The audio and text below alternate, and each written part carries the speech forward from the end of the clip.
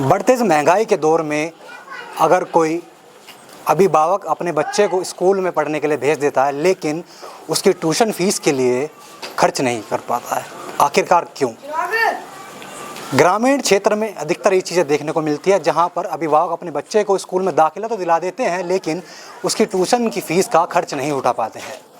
इसी का जिम्मा उठाते हुए, समाज का जिम्मा उठाते हुए डॉक्टर भीमराव अंबेडकर जन कल्याण समिति के युवाओं ने एक पहल की है, जहाँ पर इन्होंने गांव-गांव में जाकर एक सेंटर की स्थापना की है और वहाँ पर जो बच्चे स्कूल जाते हैं और घर स्कूल से आने के बाद अपने ट्यूशन का जो खर्च है वो नहीं उठा पाते हैं, तो उनको लेकर एक पहल शुरू की है। उनको अपने सेंटर में दाखिल करते हैं और उसके बाद उनको निःशुल्क शिक्षा प्राप्त कराते हैं। बात करते हैं, बाकी युवा हैं मेरे साथ, उनसे पदाधिकारी हैं मेरे साथ, उनसे पूछेंगे कि क्या कुछ मन में आपके विचार रहा और क्या कुछ ऐसी भावनाएं रही जो समाज के प्रति आपको ये चीज़ें करने के लिए प्रेरित करती हैं। क्या कुछ कहें, क्या नाम है आप? हाँ, मेरा नाम संदीप कुमार है। मैं समिति का कोषाध्यक्ष, और जैसा कि हमारी समिति आपको पता ही है कि एजुकेशन पे कार्य करती है। बच्चे स्कूल तो चले जाते हैं, लेकिन उनकी समस्याएं जो स्कूल का टीचर्स दे देते हैं, लेकिन कई बार उनको नहीं प्रॉपर हो पाता, तो वो ट्यूशन्स की ज़रूरत होती है, लेकिन गार्जियंस के पास ट्यूशन्स की फीस देने के लिए नहीं होता। तो वहाँ पर हमारी समिति ने एक ये पहल की है कि बच्चे ट्यूशन्स की जो हमारे सुविधा है वहाँ पर आकर अपनी समस्या हल करा सकते हैं, ताकि उनको अच्छे मार्क्स मिल सकते हैं और उनको पढ़ाई में उनको आने वाली समस्या से निजात मिल जाए। ये ग्रामीण क्षेत्रों में चीज़ें देखने को मिलती है कि तो जो अभिभावक होते हैं वो ट्यूशन का खर्च नहीं उठा पाते हैं, क्या कुछ कहेंगे इस बारे में? मैं डॉक्टर भीमराव अंबेडकर जन कल्याण समिति का महासचिव विपिन कुमार बोल रहा हूँ। मैं सभी आपको बताना चाहता हूँ कि जो प्राइमरी स्कूल में बच्चे जाते हैं वो पूर्ण रूप से मतलब वो अच्छी शिक्षा प्राप्त नहीं कर पाते, क्योंकि वहाँ पे व्यवस्था नहीं बन पा रही है। तो हमने डॉक्टर भीमराव अंबेडकर जन कल्याण समिति के माध्यम से सभी को एक पहल शुरू की है, जिसमें बच्चों को फ्री एजुकेशन देने का कार्य करते हैं। और फ्री एजुकेशन मतलब ट्यूशन से लेके और महिलाओं के लिए भी कोई अच्छे कार्य हैं उसमें। तो समिति के राष्ट्रीय अध्यक्ष भी हमारे साथ हैं, पूछेंगे क्या कुछ ऐसा मन में भाव रहा, क्या कुछ ऐसा मन में विचार बना कि बच्चों के लिए चीज़ें की जाए, समाज के प्रति की जाए, ताकि बच्चों को शिक्षित किया जा सके। जैसे कि बहुत लंबे समय से देखने से मिल रहा था कि हमको बहुत अच्छी तरीके की गाड़ी लाइन नहीं मिल पाई। जो लाइन पे एक व्यक्ति को जाना चाहिए, जो पटल मिलना चाहिए, वो नहीं मिल पाया। यही कारण रहता है कि व्यक्ति को प्रॉपर तरीके से वो लाइन नहीं मिल पाती, वो अच्छा अपना नहीं दिखा पाता। उसी बात को देखते हुए कि कहीं ना कहीं गाइडलाइन की ज़रूरत है, और डॉक्टर भीमराव अंबेडकर जी ने बीड़ा उठाया एजुकेशन को लेकर के, और उनका भी सबसे पहला संदेश यही है कि शिक्षित बनो, संगठित रहो और संघर्ष करो। तो हमने डॉक्टर भीमराव अंबेडकर जी के मूल मंत्र को केवल पहले शब्द को लिया है, शिक्षित बनो। उसी विषय को लेकर के ये डॉक्टर भीमराव अंबेडकर जन कल्याण समिति ने फ्री कोचिंग सेंटर खोले हैं, और अभी भी हमारी जो पहल है ये आगे बढ़ रही है, और अन्य अन्य जगह पर जाकर के हम सेंटर खोल रहे हैं। जो शिक्षक होता है वो शाम को 4 बजे से और 7 बजे तक फ्री शिक्षा देता है, 3 घंटे पढ़ाई कराता है, और उसमें कक्षा 1 से कक्षा 8 तक के बच्चे फ्री पढ़ते हैं।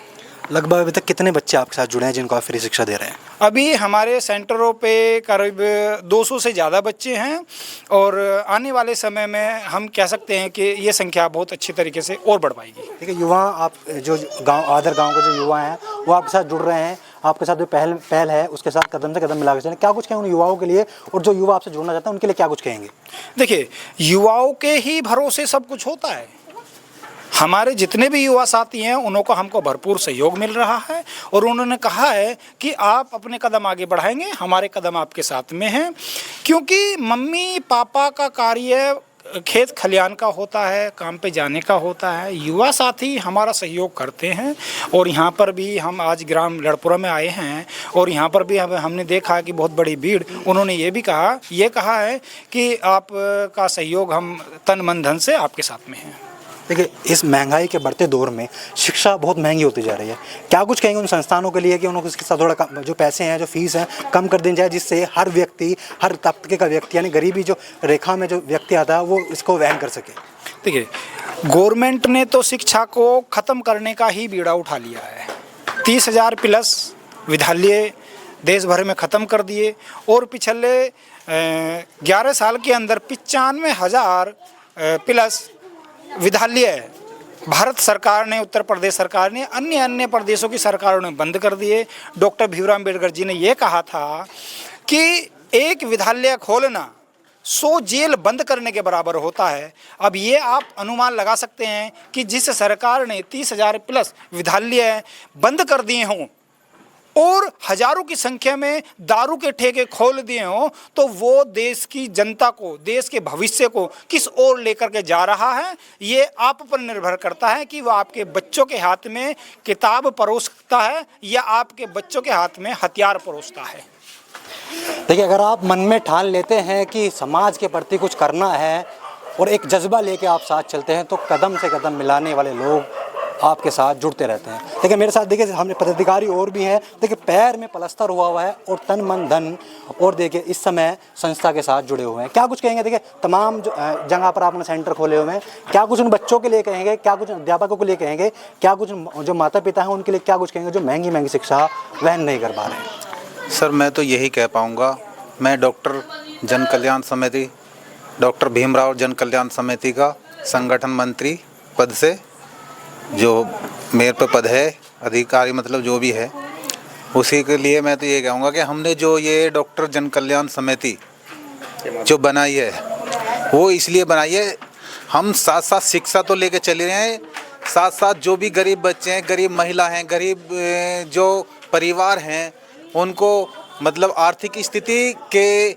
जो कमजोरी है, किसी की बेटी का विवाह नहीं हो पाता या किसी को स्कूल की फ़ीस जमा नहीं हो पाती है, मतलब वो सारे कार्य डॉक्टर भीमराव जन कल्याण समिति उस कार्यों को कर रही है और करती रहेगी और युवाओं का साथ रहेगा।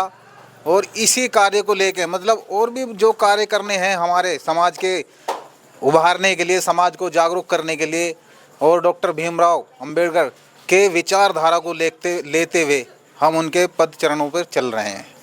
क्या कुछ कहेंगे? देखिए, आप भी आपके पास भी संस्था की बहुत बड़ी जिम्मेदारी है। क्या कुछ, आप भी एक युवा हैं। देखिए, युवा के मन में एक अलग ही उत्पन्न विचारधारा होती है, अलग ही उत्पन्न होती है कि समाज के लिए कुछ अलग करना है, समाज के प्रति उन बच्चे हैं, जो गरीब बच्चे हैं, जो पढ़ नहीं पाते हैं, उनके लिए कुछ अलग करना है। क्या कुछ सोचते हैं आप? जी, जैसे कि हमारे राष्ट्रीय अध्यक्ष कपिल जी ने, सम्राट जी ने बताया था कि सरकार ने कम से कम तकरीबन 30,000 स्कूल अब तक बंद कर दिए गए हैं। हम प्रत्येक गरीब बच्चे को निःशुल्क शिक्षा दे रहे हैं और उनके माता पिता से यही कहते हैं, बस आप हमारे सेंटर पर भेजिए, हम निःशुल्क शिक्षा का परिवहन हम करेंगे। और जगह जगह हमने अभी दूसरा सेंटर है, दूसरे सेंटर में हमारे तकरीबन 500 तकरीबन बच्चे हो चुके हैं। हम ये गांव करा है, अब दूसरे गांव में भी करना सोच रहे हैं। हम जगह जगह जो भी हमें खाली जगह संस्था मिलेगी, हम वहाँ पर एक नया बड़ा स्कूल कोचिंग खोलने की कोशिश कर रहे हैं। देखिए, नया बीड़ा उठाया डॉक्टर भीमराव जन कल्याण समिति ने। क्या कुछ कहेंगे? क्या कुछ आपके मन में विचार है? क्या कुछ आप संस्था के लिए करना चाहेंगे? मैं तो सिर्फ इतना ही कहना चाहूँगा कि जो हमारी समिति है डॉक्टर भीमराव जन कल्याण समिति, हमारी जो समिति है वो सर्व समाज के लिए है और सर्व समाज के बच्चों के लिए, बहन बेटियों के लिए। अदरवाइज जो बाकी काम है हमारे पर्यावरण को लेके या साफ़ सफाई को लेके, बहुत सारी चीज़ें हैं, पर हमारा जो पहला बीड़ा है वो एजुकेशन को लेके है। जो बच्चे हैं हमारे, वो सभी को प्रॉपर एजुकेशन नहीं मिल पाती है। हमारा यही कहना है कि हम लोगों का जो अस्तित्व है पहले कुछ और था और आज हम इस लायक है एक डॉक्टर भीमराव अम्बेडकर जी की वजह से कि हम लोग शिक्षा प्रदान कर पा रहे हैं।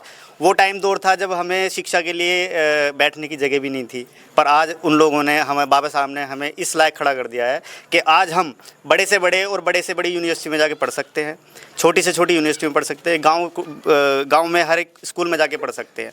मेरा तो यही कहना है कि बच्चों से और बड़ों से, बड़े बच्चों का एक मोटिवेशन होते हैं जिससे कि वो बच्चे बड़ों को देख के सीखते हैं हमेशा, और बच्चे जो है हमेशा सही रास्ता चुने, बड़ों के रास्ता जो अच्छा बता रहे हैं उनको चुने, गलत रास्ते ना जाएं और आगे बढ़ते रहें हमेशा। और शिक्षा पे सबसे ज़्यादा अपना ध्यान लगाएं, गेमों में ध्यान लगाएं, सिंगिंग में ध्यान लगाएं, जिसमें जिसकी रुचि है उसमें बढ़ें। और कभी भी हमारे जो बच्चे हैं, कभी ऐसा होता है किसी में सिंगिंग का होता है, किसी में डांसिंग का होता है, वो पार्टिसिपेट करते हैं पर आगे नहीं पहुंच पाते।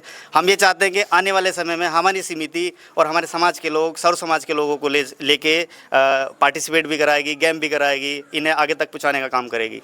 और हम जो है आप लोगों का यही है कि हमारा साथ दें, हर युवाओं से ये है कि हमारा साथ दें, हमारी समिति का साथ दें और हमारा प्रोत्साहन करें। देखिए, सबसे पहले तो आपको नए पद की बहुत बहुत बधाई और शुभकामनाएं। आपको जिम्मेदारी डॉक्टर भीमराव जन कल्याण समिति ने दी है, तो क्या कुछ आपके मन में विचार है, क्या कुछ विचारधारा आप लेकर चल रहे हैं, उन बच्चों के लिए क्या कुछ कहेंगे? मैं अपनी कमेटी के जो राष्ट्रीय अध्यक्ष डॉक्टर भीमराव अंबेडकर जन कल्याण समिति के कपिल सम्राट जी, सबसे पहले उनका बहुत बहुत धन्यवाद करता हूं। मुझे इस पद के काबिल उन्होंने समझा और मैं तो यही कोशिश करूंगा कि मेरे समाज के, हर समाज के जहां भी बच्चे, मतलब ये नहीं कि हम अपने गांव में, आस पड़ोस के गांव में शिक्षा के लिए संस्थान खोल लें।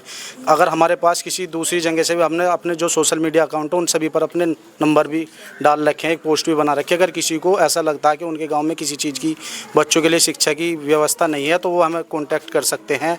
हम उनके गाँव में भी जाकर धीरे धीरे, ये मतलब अभी इस टाइम तो जिला लेवल पर चलेगा, गाँव से धीरे धीरे फिर हम इस स्टेट लेवल जाएंगे, फिर हम इसे लेकर पूरे देश में फैलाएंगे। क्योंकि कोई भी काम एकदम से तो नहीं बढ़ता। आज हम 4-5 लोग चल रहे हैं, कल हमारे साथ 10 होंगे। धीरे धीरे एक अकेला आदमी, जैसे काशीराम जी बाबा साहब जी गए थे तो वो अकेले चलना शुरू किया था, उनके पीछे एक बहुत बड़ा कार्य हो गया था। उसी प्रकार हम लोगों का मानना है। और मैं ये कहना चाहता हूँ, शिक्षा जो होती है 2 प्रकार की होती है और शिक्षा देने वाले लोग भी 2 प्रकार के होते हैं। एक तो शिक्षा वो होती है जो, जिसे लोग बोलते हैं पढ़े लिखे लोग होते हैं, उसी शिक्षा को बोलते हैं पढ़े लिखे लोग। जो कह रहे हैं पढ़े लिखे लोग वो होते हैं जो पढ़ेंगे किसी चीज़ को, आगे को लिखेंगे। एक लिखे पढ़े लोग होते हैं। मेरा मानना तो है, मैं भी थोड़ा घना पढ़ा लिखा हूँ, BA का रखा है मैंने, B.Ed का रखा है, MA का रखा है। तो मेरा मानना है जो शिक्षा का दायित्व है, लोगों की निगाहों में, पढ़ाने वालों में भी और पढ़ने वालों में 2 तरह के लोग होते हैं। एक पढ़े लिखे लोग होंगे, एक लिखे पढ़े लोग होंगे। पढ़े लिखे जो लोग होंगे वो किसी लिखी हुई चीज़ को पढ़ेंगे, उससे अपने मन में तर्क करेंगे, सोच विचार करेंगे कि ये चीज़ सही है या गलत है, फिर उसके लिए आगे बढ़ेंगे। लिखे पढ़े लोग वो होते हैं जो लिख दिया, उसे पढ़ दिया, एग्ज़ाम दिया और पास हो गया।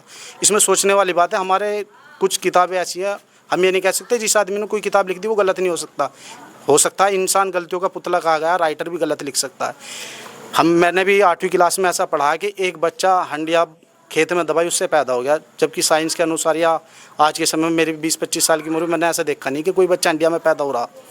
तो मैं ये कहना चाहता हूँ, जो लिख रहा है उसे तुम पढ़ रहे हो, उनकी तरह मत बनो, लिखे पढ़े लोगों की तरह, पढ़े लिखे लोगों की तरह बनो, पढ़ो, तर्क करो और आगे बढ़ो। और मैं कहना चाहता हूँ, जो बाबा साहब ने कहा, शिक्षा वैसे शेरनी का दूध है, जो उसे पिएगा दहाड़ेगा। सरकार ने, जैसे हमारी कमेटी के राष्ट्रीय अध्यक्ष जी ने बताया, सरकार ने 30,000 स्कूलों को बंद कर दिया। उसका सरकार का जो मेन मकसद है वो इसलिए बंद करा, अगर बच्चा पढ़ेगा लिखेगा तो अपनी जुबान भी खोल लेगा सरकार के खिलाफ। जो वो पढ़ेगा ही नहीं तो कहाँ से बोल लेगा? उसका रास्ता तो एक रह गया, नशे की तरफ हो जाएगा। शराब पिएगा, ठेके इसलिए बढ़ाए जा रहे हैं, वो शराब पिएगा, नशे में रहेगा, पूरी रात नशे में रहेगा, सुबह को उठागा, फिर काम करेगा, फिर नशे में रहेगा, तो वो अपने हक अधिकार के बारे में नहीं जान पाएगा। तो हम इसलिए सर धीरे धीरे गांव-गांव, जिले में जाके, प्रदेश लेवल पर जाकर अपनी समिति को बढ़ाना चाहते हैं। देखिए, सबसे बड़ी समस्या ग्रामीण क्षेत्रों में ये देखने को मिलती है, जो बाल मजदूरी।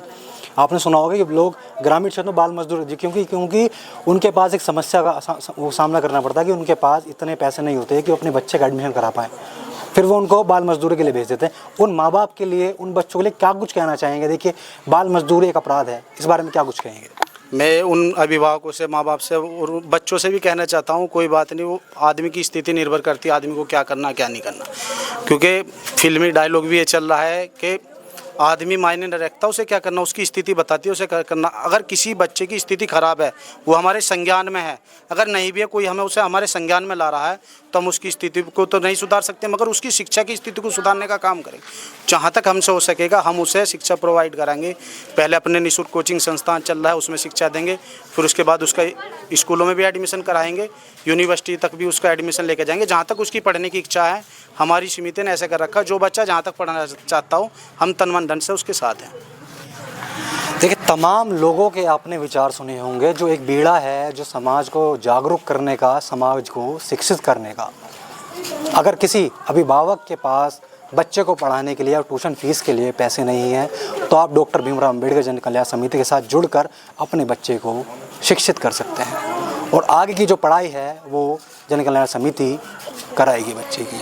तमाम अधिकारियों की आपने बात सुनी और बताया कि किस तरह से जन कल्याण समिति, डॉक्टर भीमराव अंबेडकर जन कल्याण समिति कार्य कर रही है और किस तरह से समाज को सुधारने का और समाज को शिक्षित बनाने का काम कर रही है। अपने ओरिजिनल तुषार के साथ मैं अखिल गौतम, द खबर लीला, मेरठ।